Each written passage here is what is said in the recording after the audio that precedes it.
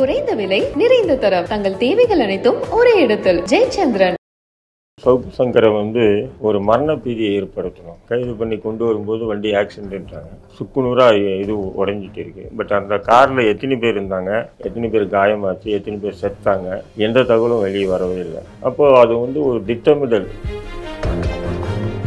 செந்தில் பாலாஜி இன்னைக்கு சிறையில் இருக்காருன்னா அதுக்கு முதல் காரணம் சங்கர் தான். அப்படி இருக்கும்போது அப்போது செந்தில் பாலாஜி இருக்கிற சிறையில் அவரை வச்சிருக்கிறது என்பது தவறு. உயர் அதிகாரிகளை தனக்கு கீழே உள்ள வாட்டர்களை என்னையா இருக்கான் அவனை பார்த்துட்டு இருக்கீங்க, அவனை எல்லாம் பண்ணுங்கயா அப்படின்போது ஏதோ ஒரு விதமான மன உளைச்சல்கள் கொடுப்பதாக தான் எனக்கு தெரியுது. அதன் காரணமாக தான் இப்போ சங்கர் உண்ணாவிரதம் இருக்காப்புல. ஏற்கனவே அவருடைய வழக்கறிஞர்கள் சில பேர் இருக்காங்க. அந்த வழக்கறிஞர் யாருமே இதுலையும் ஆஜராகல. அந்த வழக்கறிஞர்கள் கூட வித்தியாசமாக நடந்துக்கிறாங்க. அவரை கைது பண்ணி சிறையில் வச்சுருக்காங்க. ஆனால் அவசரமாக அவரை குண்டாஸ் போடக்கூடாதுன்னு எஸ்சிபி போடுறாங்க. குண்டாஸ் போட்டாங்கன்னு சொன்னால் உடைக்கிறதுக்காக ரெட்டு போடுவாங்க. அதுதான் சட்டவி. யாரோ ஒரு அட்வொகேட் தவறான தகவலை கொடுத்து அவருக்கு அந்த மாதிரி போடுறாங்க. சங்கர் தரப்பு வழக்கறிஞர்னு சொல்லி ஆஜராகக்கூடிய நபர்கள் அவங்களா செய்கிறாங்களா, அல்லது இந்த குண்டர் சட்டம் ஒருத்தர் உடஞ்சிச்சு, நேரம் ஒருத்தர் உடையில அது ரத்து பண்ணுறேன்றாரு. சரி, அப்போ ரத்து பண்ணுறேன்னு சொன்னார்னா அப்போ அந்த ரிட்டு ரத்து ஆகலை. அப்போ மறுபடியும் அந்த ரிட்டு போட முடியாதான். ஏன்னா ரிட்டு ஒரு தடவை போட்டால் அவ்வளோதான், இன்னொரு தடவை போட முடியாது. அப்போ 1 இயர் கழிச்சு தான் ஒரு விடுதலை ஆகணுமா? கையை உடைச்சிட்டு இல்லை அப்படியெல்லாம் நாங்கள் எதுவுமே செய்யலை அப்படின்னு நீதிமன்றத்தில் தராங்க. ஆனால் காவல்துறையிட்ட கேட்கும் போதையும் அதெல்லாம் கிடையாது, வாகன விபத்துனால ஒரு கை உடஞ்சிருச்சு. அந்த வாகன விபத்துக்கு பிறகு சிறைக்கு போகும்போது அங்கே சிரிச்சுக்கிட்டு கையாட்டிட்டு போகிறாப்புல. அது எப்படி சிறைக்குள்ளே போட்டு வெளியே வரும்போது கை உடைஞ்சி அது வெளியும் கை ஒட்டிகிட்டு இருந்தது. இப்போ சமீபமாக பார்த்தீங்கன்னா 1 மாதமாக சங்கரை எந்த கோர்ட்டுக்கு கூட்டு போகிறாங்க, எங்கே கொண்டு வைக்கிறாங்க, எந்த ஜெயிலர், எதுவுமே இல்லை. எல்லாம் ரகசியமாகவே இருக்கு.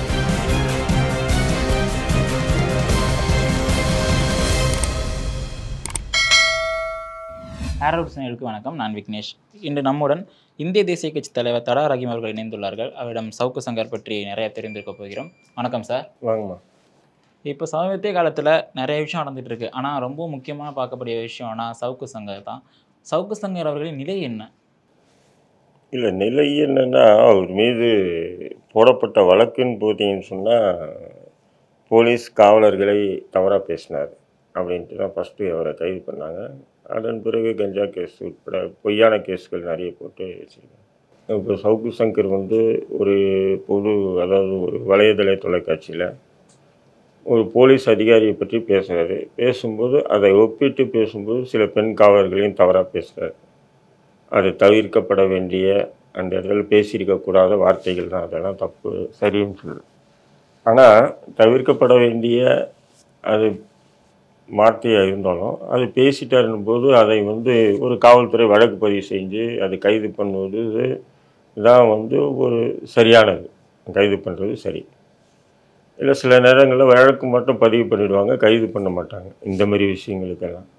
பட் வழக்கு பதிஞ்சு கைதே பண்ணியிருக்காங்க, அது சரி, ஓகே. கைது பண்ணி அதன் பிறகு நடந்த ஒவ்வொரு நிகழ்வையும் நீங்கள் பார்த்தீங்கன்னு சொன்னால் இது முழுக்க தமிழக அரசு அவர் மீது திட்டமிட்டு ஒரு அரசு பயங்கரவாதத்தை உருவாக்குதுன்ற மாதிரி தான் இருக்குது. ஏன்னா அவர் சென்னையில் இருக்கா, சென்னையிலேருந்து தேனிக்கு போகும்போது தேனியில் அவரை கைது பண்ணுறாங்க. கைது பண்ணி கொண்டு வரும்போது வண்டி ஆக்சிடென்ட்ன்றாங்க. அந்த ஆக்சிடென்ட் ஆன கார் பார்த்தீங்கன்னா சுக்குநூறாக இது உடைஞ்சிட்டு இருக்குது. பட் அந்த காரில் எத்தனை பேர் இருந்தாங்க, எத்தனை பேர் காயமாச்சு, எத்தனை பேர் செத்தாங்க, எந்த தகவலும் வெளியே வரவே இல்லை. அப்போது அது ஒரு திட்டமிடல்.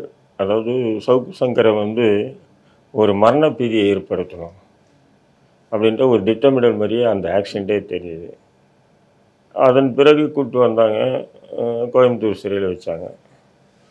அப்போ ஒரு கைதியை ஒருத்தரை கைது பண்ணி நீதிமன்றத்துக்கு முன்னாடி நிப்பாட்டி அவன் நீதிமன்ற காவலுக்கு போன பிறகு காவல்துறையே சிறைத்துறை அவர் உடம்புல ஒரு கீறல் கூட விழக்கூடாது. இதுதான் சட்ட விதி. பட் அவரை கூட்டும் போய் சிறையில் 10க்கும் மேற்பட்டவர் அடித்து கையை உடைக்கிறாங்க. கையை உடைச்சிட்டு இல்லை அப்படியெல்லாம் நாங்கள் எதுவுமே செய்யலை அப்படின்னு நீதிமன்றத்தில் தராங்க.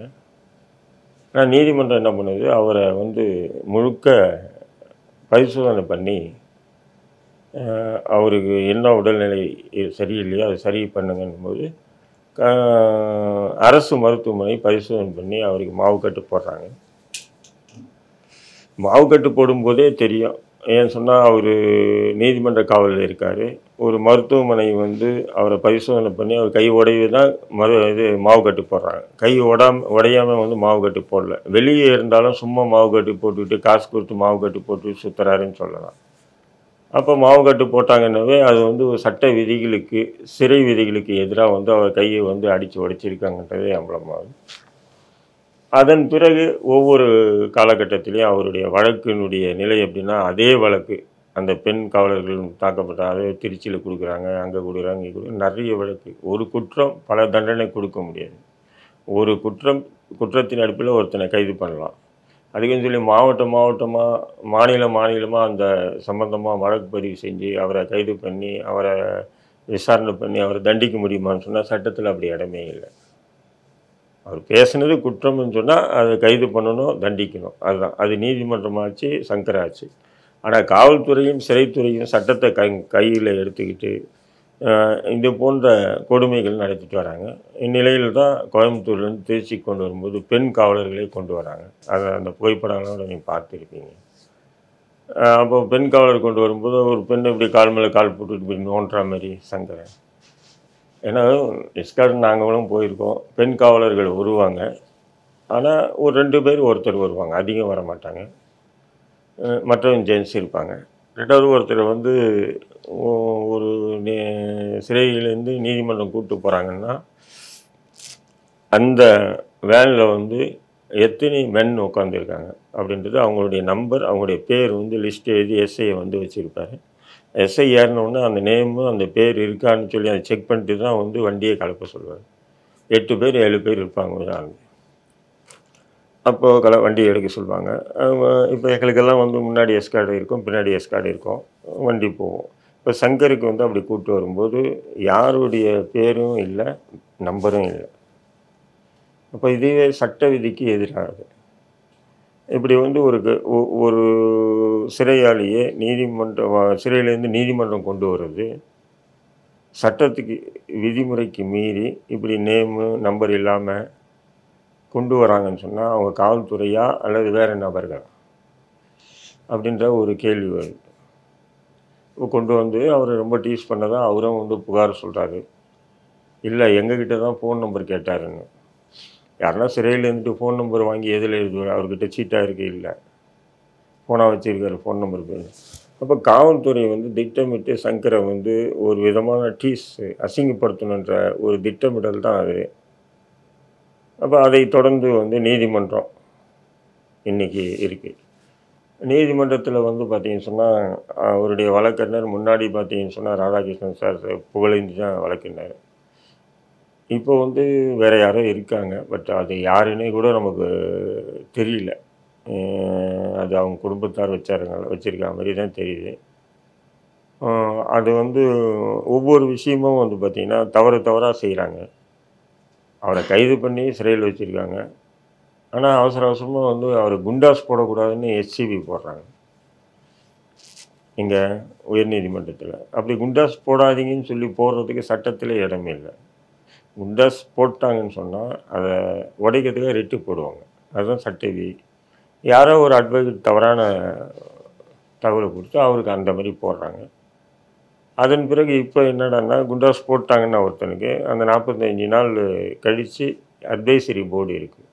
அந்த போர்டில் ஆஜராவாங்க. ஆஜரானதுக்கு பிறகு வந்து ரிட்டு அப்பீல் தாக்கல் பண்ணுவாங்க. அந்த ரிட்டு வந்து பார்த்திங்கன்னா நம்பர் படி தான் வரும். 1, 2, 3 நம்பர் படி வரும். அந்த நம்பர் படி விசாரித்து அது விடையாக குறைஞ்சது 3 மாதம் 4 மாதம் இல்லை 5 6 மாதம் கூட ஆகலாம்.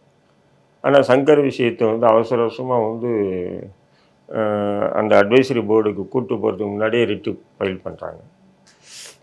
அந்த ரிட்டு ஃபைல் பண்ணும்போது பார்த்திங்கன்னா சில முரண்பாடுகள் இருக்குது. ஒரு நீதிபதி ரிலீஸ் என்றார், இன்னொரு நீதிபதி வந்து அரசுக்கிட்ட கேட்கணுன்றார்.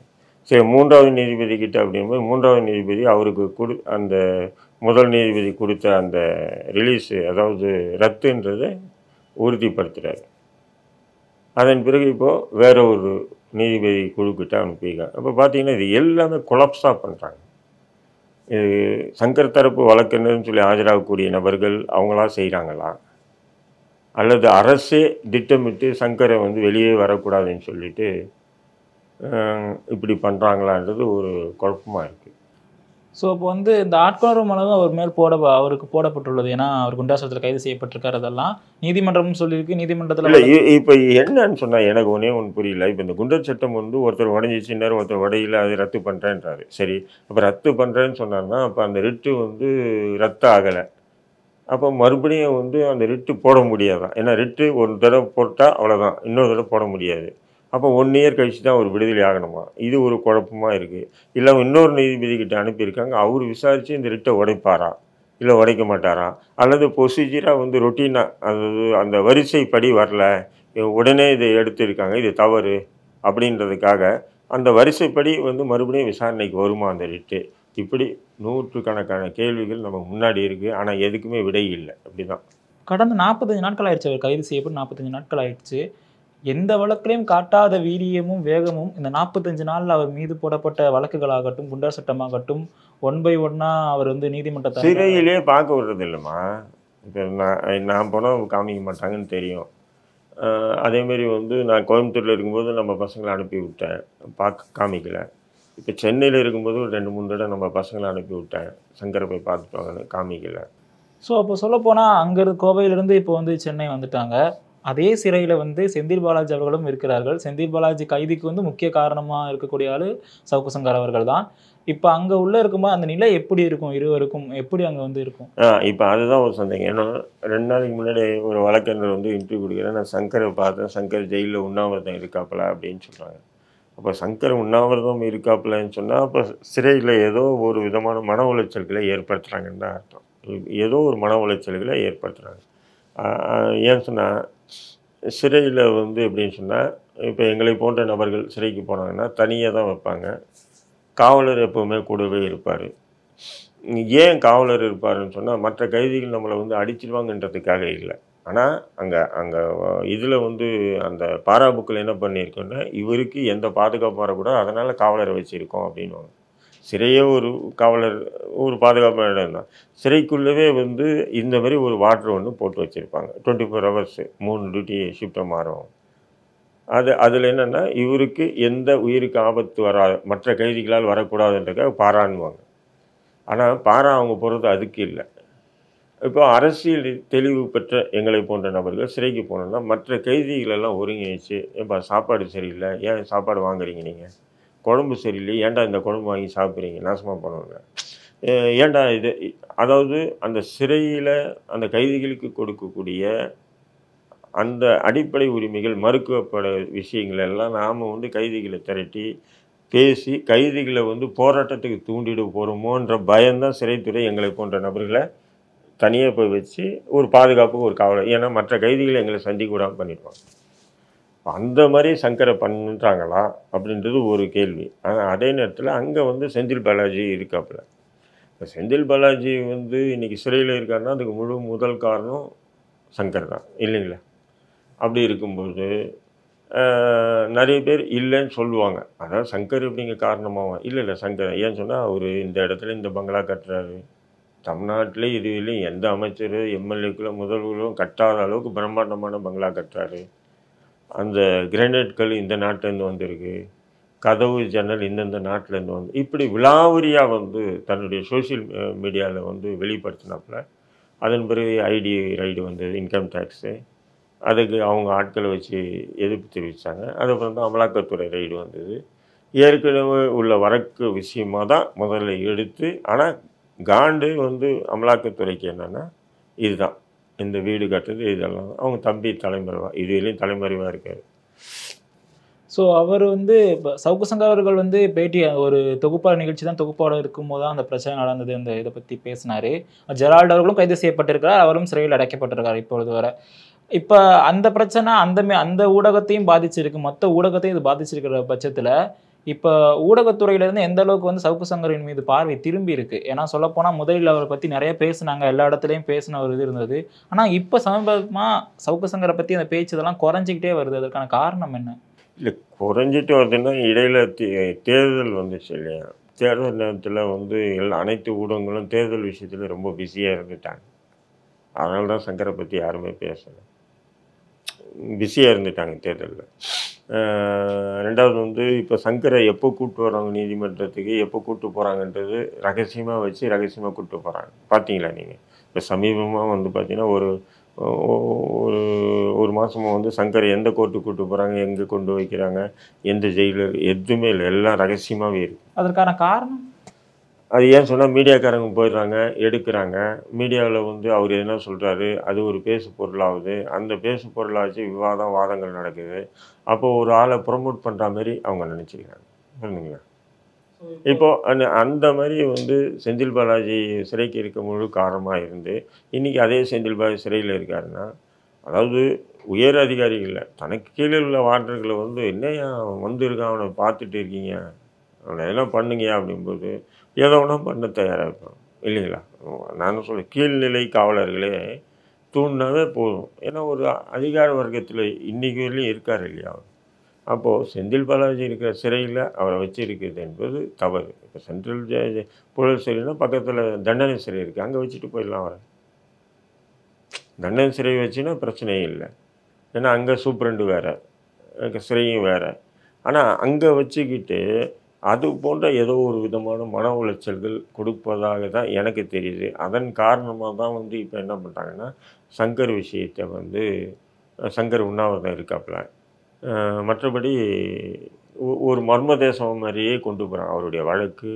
அந்த வழக்கறிஞர்கள் கூட வித்தியாசமாக நடந்துக்கிறாங்க.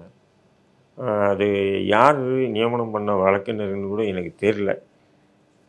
யாரை கான்டாக்ட் பண்ணணுன்னு கூட தெரியல எனக்கு. அவங்க குடும்பத்தார் மூலிமா எப்படி இல்லை, சங்கரே ஏற்கனவே இருக்கும்போது ஏற்கனவே அவருடைய வழக்கறிஞர்கள் சில பேர் இருக்காங்க. அந்த வழக்கறிஞர் யாருமே இதுலேயும் ஆஜராகலை. அவங்க குடும்பத்தார் அவங்கள தொலைபேசியில் கூட பேசி அதை என்ன ஆச்சு பாருங்கன்னு சொல்லலை. இது இல்லை. முதல்ல நிறைய தடவை அவர் கைது செய்யப்பட்டிருக்கார். சவுக்கு சங்கர் என்பவருக்கு வந்து கைது என்பது அவர் பெரிய ஒரு விஷயம் இல்லை. ஆனால் இதற்கு முன்பெல்லாம் இந்த அளவுக்கு தாக்கியிருக்காங்களா, பேசியிருக்காங்களான்னு சொல்ல போனால் கம்மி தான். ஆனால் இந்த ஆட்சி அமைஞ்சதுக்கப்புறம் சவுக்கு சங்கரின் மீது நிறைய வழக்குகள் வரிசையாக போடப்பட்டிருந்தது. முன்னாடியே கைது செய்யப்பட்டு ரிலீஸ் ஆனார். சீமா அவர்கள்லாம் சந்தித்து பேசினார். திரும்பவும் மீண்டும் கைது செய்யப்பட்டிருக்கிறார். இந்த அரசின் மீது மட்டும்தான் சவுக்கு சங்கருக்கு வந்து அதிகமான காட்டம் இருக்கிறது என்று எல்லா இடமும் விமர்சனமாக பேசிக்கிறார். இல்லைம்மா, சங்கரை பொறுத்தவரையிலையும் ஆளுங்கட்சி எப்படி இருக்கு, கடந்த அதிமுக ஆட்சியில் அதிமுக எதிர்த்து பயங்கரமாக பேசியிருக்காப்புல, பயங்கரமாக பேசியிருக்காரு. எடுத்து பாருங்கள் நீங்கள் அவருடைய பழைய பதிவுகள், அவருடைய சவுக்கு வெப்சைட், அப்போ வந்து வெப்சைட் தான், வெப்சைட்டில் அவருடைய ஆர்டிகல்லாம் எடுத்து பாருங்கள். இந்த குட்கா வழக்கு இருக்கு இல்லையா, திமுக போட்டது, அது சவுக்கில் வந்த அந்த கட்டுரையை அடிப்படையாக வச்சு தான் வழக்கை போட்டிருக்காங்க. அப்போது சவுக்கு இனிச்சாப்பில்லையா, இன்றைக்கி சவுக்கு கசக்கிறாரா? அது காரணம் அது இல்லை. இன்றைக்கி அரசை யாரும் எதிர்க்கக்கூடாது. இப்போ நீங்கள் சொன்னீங்க, இத்தனை சவுக்கு சங்கராக இருக்கட்டும், ரெட்பிக்ஸ் ஜெரால்டாக இருக்கட்டும், கைது பண்ணிட்டு ஒரு அட்ராசிட்டி அரச பயங்கரவாதத்தை ஏவுறாங்க. இதை மற்ற ஊடகங்கள் கண்டுக்காமல் ஜாலியாக சைலண்ட்டாக இருக்காங்க. ஆனால் நிறைய ஊடகங்கள் இதை ஆதரிக்கிறாங்க. இதுதான் கொடுமை. எல்லாமே திமுகவினுடைய அடி வருடிகளாக செயல்படுறாங்க. அவங்கள இத்தனால நான் வந்து மிகப்பெரிய ஒரு சமூக செயற்பாட்டாளர்களாக, ஒரு ஊடகவியலாளர்களாக பார்த்துட்டு வந்தேன் நான். இப்போ தான் தெரியுது அவங்க எல்லாம் திமுகவினுடைய அடிமைகள் என்பது. திமுக கிட்ட காசு வாங்கிட்டு பேசுகிறாங்க. இன்றைக்கி சங்கருக்கு நடந்து நாளைக்கு உங்களுக்கு நடக்காதுன்றது என்ன நினைச்சு. அது மட்டும் இல்லை, சங்கர் மீது வன்மம் என்னென்னா, சங்கர் பிளாக்மெயில் ஜேர்னலிஸ்ட் பண்ணார். இங்கே கோடி வாங்கிட்டான், இங்கே கோடி இருக்குது, இங்கே இவ்வளோ கோடி இருக்குது, அங்கே இவ்வளோ. நான் தான் சொல்கிறேன், அவ்வளோ கோடியெல்லாம் இருந்தால் அவன் ஏன் அப்படி வந்து அரசை எதிர்த்து பேசுகிறான்? மற்ற மெயின் ஸ்ட்ரீம் மீடியா இருக்கு இல்லையா, தந்தி, சன் டிவி எல்லாம் ஜால்ரா போட்டுக்கிட்டு அப்படி போயிட்டு கோடிகளுக்கு அதிபதியாக இருந்தால் யாருன்னா அப்படி பேசுவாங்களா ஊடகங்கள்? எல்லாம் கோடி இருக்குன்னு அந்த கோடிகள் எங்கே இருக்குது, ஏது இருக்குன்னு இன்னும் இல்லைன்னு சொல்லலை. 10 பைசா நிரூபிக்கல. ஏதோ அந்த ஒரு பெண்ணை சொல்கிறாங்க, அது உண்மையிலே அவருடைய காதலியா அல்லது அவருடைய அது கூட தெரியும். மாலதி அவங்களும் ஒரு சோசியல் மீடியாவில் ஒரு ஆங்கராக இருந்தவங்க தான். அவங்கள ஒப்பிட்டு அவங்களுக்கு இத்தனை கோடியில் வாங்கியிருக்காங்க, அது மட்டும்தான் திரும்ப திரும்ப அந்த கதையே ஓடுது. அப்போது திமுக செய்யக்கூடிய இந்த அரச பயங்கரம், ஊடக விழாக்களுக்கு எதிராக நடத்தக்கூடிய வன்முறைக்கு இவங்க எல்லாம் ஊடகம் என்ற போர்வையில் முட்டு கொடுக்குறாங்க. இது வன்மையாக கண்டிக்கக்கூடிய ஒரு செயல். ஸோ அப்போ சொல்லப்போனால் கைது செய்கிறதுக்கு வந்து கோவையிலேருந்து தேனி போனாங்க. போகும்போது அங்கிருந்து கைது செய்யப்பட்டார். கைது செய்யப்படும் போது அவர் மீது பதியப்பட்டது ஒரு வழக்கு தான். பெண் போலீஸ்காருக்கு அது எதிராக பேசினார்னு. கைது செய்யும் பொழுது அங்க வந்து கஞ்சா வந்து வைத்திருந்தார் கார்லன்னு சொல்லப்பட்டது. கைது செஞ்சதுக்கு அப்புறம் வந்ததுக்கு அப்புறம் அவர் மீது 7 வழக்குகள் தொடர்ச்சியா போடப்பட்டது. இது ஏன் இப்படி நடக்குது? அது மட்டும் இல்லாம இப்ப குண்டா சட்டமும் இப்போ வந்து அவர் மேல் பாய்ந்துள்ளது. ஏன் இப்படி நடந்து கொண்டு இருக்குது அவருக்கு வரிசையாக? இல்லை, அதுதான் இப்போ கடந்த 2 வருஷமா வந்து பார்த்தீங்கன்னா பெரிய ஊடகங்கள் என்று சொல்லக்கூடிய மெயின் ஸ்ட்ரீம் மீடியாவே ஆளும் கட்சியை எதிர்த்து சொல்லக்கூடிய விஷயங்கள் எல்லாம் சங்கர் வந்து சொல்லிக்கிட்டே இருக்காப்புல. செந்தில் பாலாஜி ஊழல் வழக்காக இருக்கட்டும், நிறைய அமைச்சர்கள், எம்எல்ஏக்கள், தனிநபர்கள், மணல் மாஃபியாக்கள் எல்லா விஷயத்தையும் பொதுத்தளத்தில் பகிரங்கமாக பேசிட்டு வராப்புல. அப்போ அது திமுக ஒரு விதமான அச்சுறுத்தலை ஏற்படுத்துது. அப்படின்போது அது நேரம் பார்த்துட்டே எப்பவுமே ஒரு அரசு வந்து எதிர்த்து போராடிட்டு வரக்கூடிய நபர்களை அப்படி பார்த்துட்டே வந்து கடைசியாக வந்து என்ன பண்ணுவாங்கன்னா ஒரு வழக்கில் வந்து அப்படி முடக்குவாங்க. அந்த மாதிரி அடிப்படையில் தான் வந்து சங்கரை இப்போ முடக்கியிருக்கிறார் தெரியும்.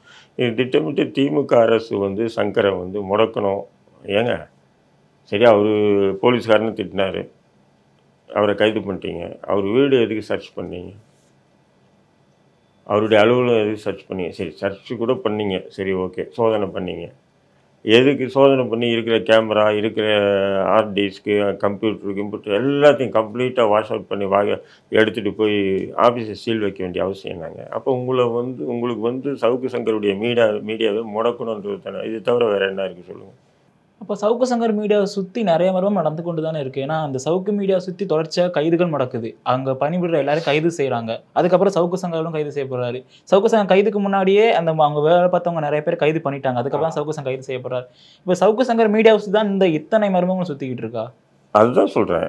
ஏன் சொன்னால் சவுக்கு சங்கரை வந்து அந்த வீடியோ, அதாவது ஏடிஜிபி அருணை பற்றி பேசும்போது அவரை ஒப்பிட்டு சில பெண் காவலர்களை பற்றி பேசுகிறார் இல்லைங்களா?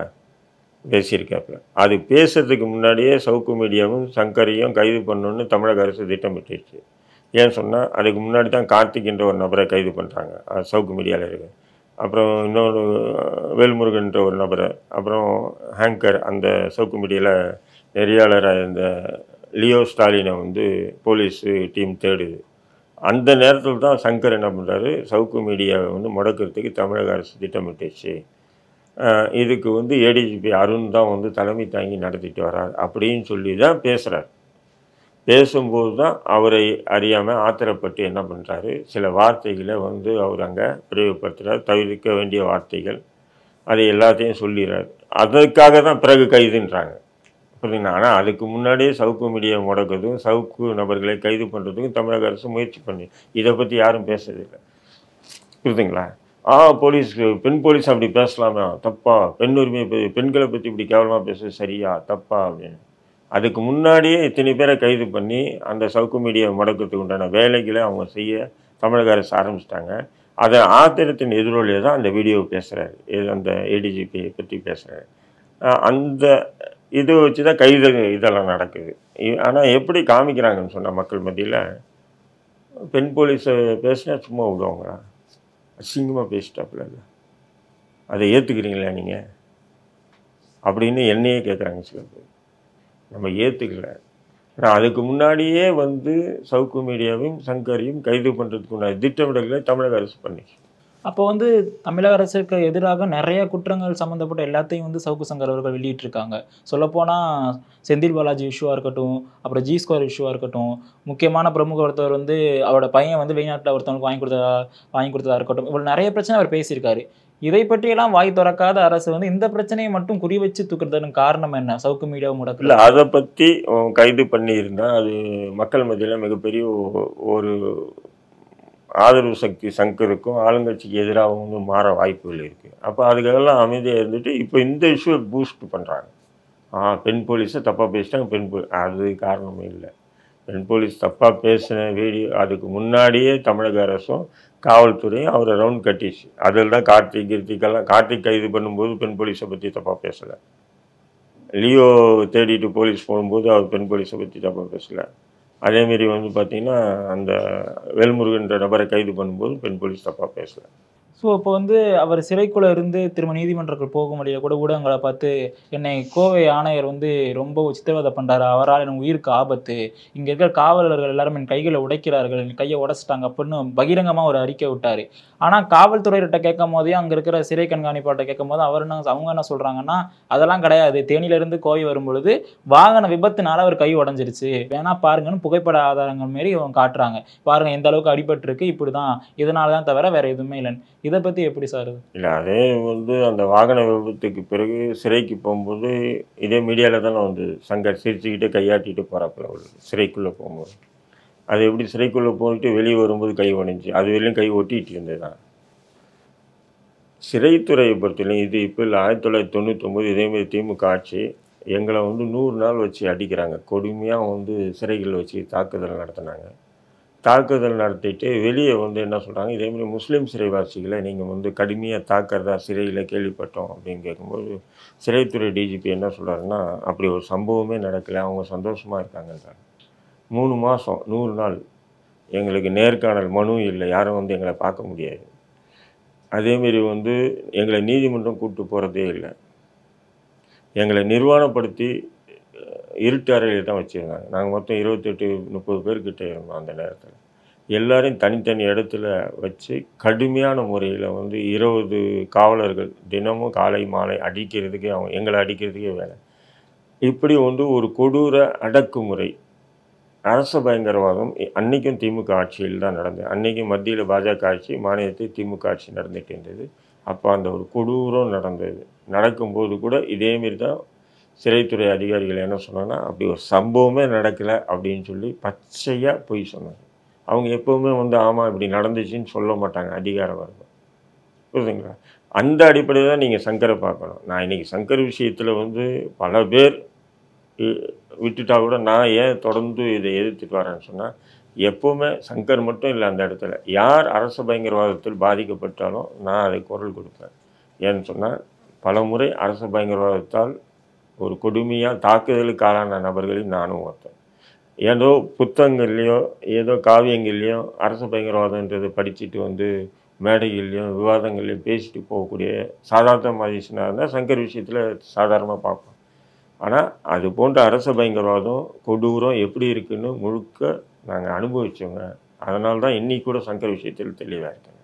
சார் அப்போ சொல்லப்போனால் அவரோட வழக்கறிஞரும் சரி யாராக இருந்தாலும் சரி அங்கே சங்கரை பார்த்துட்டு வெளில வரும்போதே அவர் தாக்கப்பட்டிருக்காரு தான் சொல்கிறாங்க எல்லாரும். அது உண்மைத்தன்மையாக இருந்தால் கூட நீதிமன்றமும் காவல்துறையும் இன்னும் கண்காணிக்காமல் அதை பார்வையிடாமலே வச்சுருக்காங்க இல்லையா?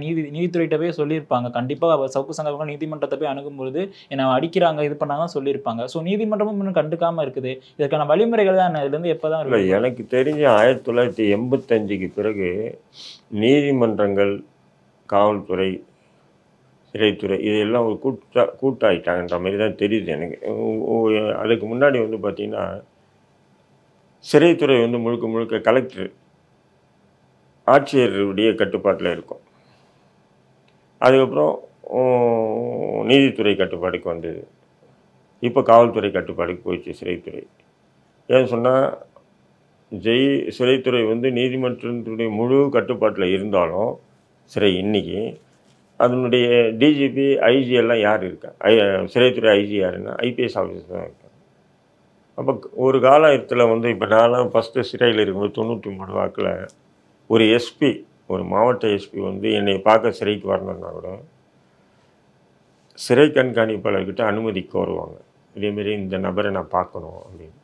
சிறை கண்காணிப்பாளர் அந்த அனுமதி லெட்டரை வாங்கிட்டு என்னையை பார்ப்பார். உள்ள பார்த்து இந்த மாவட்ட எஸ்பி நீ பார்க்கறதுக்கு வந்திருக்காரு, நீ பார்க்க விருப்பம் இல்லை சார்ன்ட்டா போய் சொல்லிவிடுவாங்க. கைதி உங்களை பார்க்க விருப்பம் இல்லைன்னு சொல்லி அவரை அந்த லெட்டருக்கு திருப்பி அனுப்பிச்சிடுவாங்க. இன்றைக்கி எப்படி இருக்குன்னு சொன்னால் எஸ்பியெல்லாம் இல்லை, சாதாரணமான ஒரு போலீஸ் ஒரு ஸ்டேஷனுடைய எஸ்ஐ கதவு திறக்கிறேன், அந்த அக்யூஸ்டை பார்க்கணுன்னு சொன்னால் நேராக எங்கே சிறை அந்த செல்லு எந்த செல்லில் வச்சுருக்கணும் அந்த செல்லுலேயே நேரடியாக வந்துடுறாங்க. அப்படி வரக்கூடாது. காவல்துறைக்கும் சிறைத்துறைக்கும் ஒரு இது இருக்குது. சிறைத்துறை இன்றைக்கி என்னன்னா காவல்துறை முழுக்க நேரடியாக உள்ளே அந்த கைதிகளை எங்கே தங்கியிருக்காங்க அங்கேயே பார்க்குறாங்க காவல்துறை. அப்போ இதெல்லாம் சட்ட விதிக்கு எதிரான ஒரு செயல்பாடு. உதாரணத்தை நீங்கள் பார்த்துருப்பீங்க, இதெல்லாம் ஒரு கொலை கேஸில் ஒரு 5 பேர் மாட்டுவாங்க. 5 பேரையும் கையை உடைப்பான், கால் உடைப்பான். நீதிமன்றம் கூப்பிட்டு போவாங்க. அப்போ நீதிமன்றத்தில் மேஜிஸ்ட்ரேட் என்ன இது வழுக்கி விட்டேன் சார். 5 பேரும் இதே கதையை சொல்லுவான், வழுக்கி விட்டேன் வழுக்கி. அவன் நீதிபதி ஒரு 5 பைசாக்கு அறிவு இருந்தாலும், ஏயா ஒரே மட்டும் 5 பசங்களும் எப்படியா வழுக்கி விழுவாங்க? இது என்னடா கதையாக இருக்க? நான் எக்ஸ்டெண்ட் பண்ண மாட்டேன்னு ஒரு வார்த்தை சொன்னால் உண்மை வெளியே வருமோ வராது? என்ன வழுக்கி விட்டேன், என்ன வழுக்கி விட்டேன்.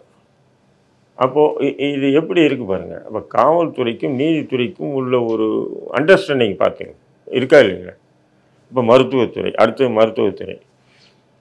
இப்போ நீங்கள் நமக்கு எதுனா ஒரு சின்ன அடிப்படட்டும், அடிப்பட்டாலே என்ன ஆகும்னா போயிட்டு விழுந்துட்டேன் சார், கிழிஞ்சிச்சு அடி. இல்லையே, இது கத்தி வெட்டு மாரி இருக்க, ஏஆர் போடு, போலீஸை கூப்பிடு, அப்புறம் தான் ட்ரீட்மெண்ட்டே பார்ப்பேன். யார்? டாக்டர் சொல்கிறாங்க, கவர்மெண்ட் டாக்டர். ஆனால் ஒருத்தனை கையை உடைச்சி போலீஸ் கூப்பிட்டு போகிறதில்ல. என்ன சொல்லணும்? இது எப்படி சார் உடைஞ்சி விழுந்துட்டேன், எப்படி சார் 5 பேரும் ஒரே மட்டும் விழுந்து? நான் இதை போட மாட்டேன். கவர்மெண்ட்டுக்கு லெட்டர் எழுதி இன்ஃபார்ம் பண்ணிட்டு தான் நாங்கள் இதுக்கு ட்ரீட்மெண்ட்டே பார்ப்போம். அதுதான் பார்க்கக்கூடாது. அப்படி ஏன்னு சொன்னால் ஒருத்தனை சட்ட விதிக்கு எதிராக ஒருத்தனை கையை உடைச்சி காலை உடைச்சி கூப்பிட்டு போகிறாங்கன்னா ட்ரீட்மெண்ட்டே பார்க்கக்கூடாது, கட்டக்கூடாது. 5 பேர் இல்லை 10 பேருனாலும் லைனாக கட்டி அனுப்பிட்டு தானே இருக்குது மருத்துவமனை. அப்போது அனுப்பும்போது அந்த லெட்டரில் என்ன எழுதுறாங்க? விழுந்து இதேமாரி கால் உடைஞ்சிச்சு, விழுந்து கை உடைஞ்சிச்சு அப்படின்ட்டு தானே அந்த குறிப்பே வருது. ஏன்னா நாளைக்கு அவன் கேஸ் போட்டான்னா கூட அப்போது போலீஸ் செய்யக்கூடிய அட்ராசிட்டிக்கு மருத்துவத்துறை துணையாக இருக்குது, நீதித்துறை துணையாக இருக்குது. புரிஞ்சுங்களா உங்களுக்கு? இது எல்லாமே ஒரு செயின் லிங்காக இருக்காங்க. அப்போ இப்படி ஒரு செயின் லிங்காக இருந்தால் எப்படி நீங்கள் காவல் நிலைய கஸ்டடி டெத்தை எப்படி கட்டுப்படுத்துவீங்க? சிறைத்துறை கொலைகளை எப்படி உங்களால் கட்டுப்படுத்த முடியும்? எனக்கு தெரிஞ்சு 99ல் பாக்ஸர் வடிவேலுன்னு பயங்கரமான நபர் சிறையில் அடித்தே கொண்டாங்க. ஜெயிலே செத்துட்டான் அந்த ஆள். 4 மணிக்கு வெடிகாலம் 4-5 மணிக்கே காலி ஆள். ஆனால் அவர் கூட்டின்னு போய் எப்போவுமே செத்துட்டா கூட ஹாஸ்பிட்டலில் கூட்டின்னு போயிடுவாங்கல்ல. ஹாஸ்பிட்டலில் செத்துனா அமெரிக்காங்க.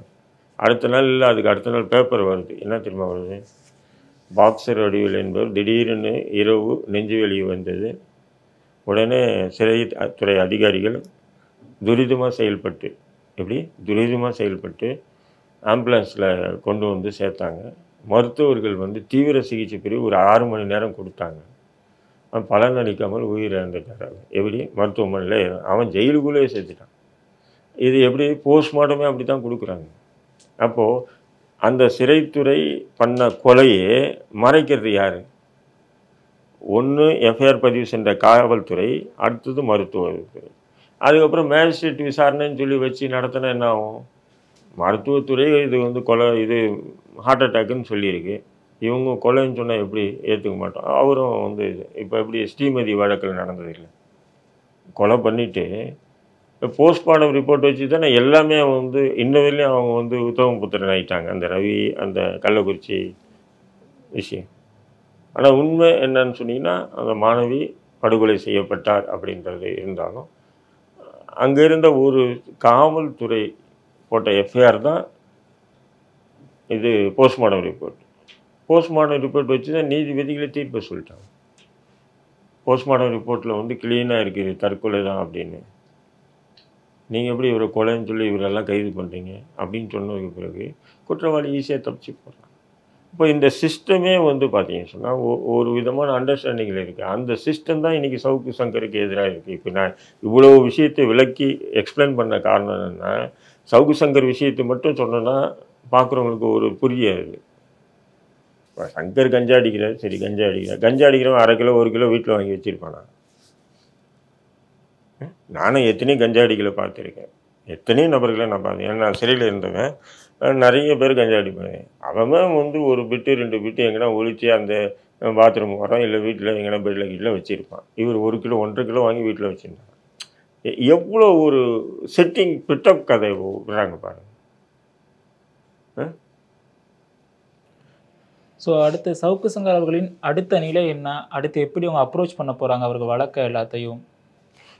என்னைக்கு இருந்தாலும் மிஞ்சி போகுதுன்னா 4-6 மாதம் என்னுடைய பார்வையில் 5-6 மாதத்தில் வெளியே வருவாம்மா சங்கர் வருவாப்புல. அப்படியெல்லாம் 1 வருஷத்தில் இல்லை ஜெயிலில் தான் வச்சு கொண்டுடணும்.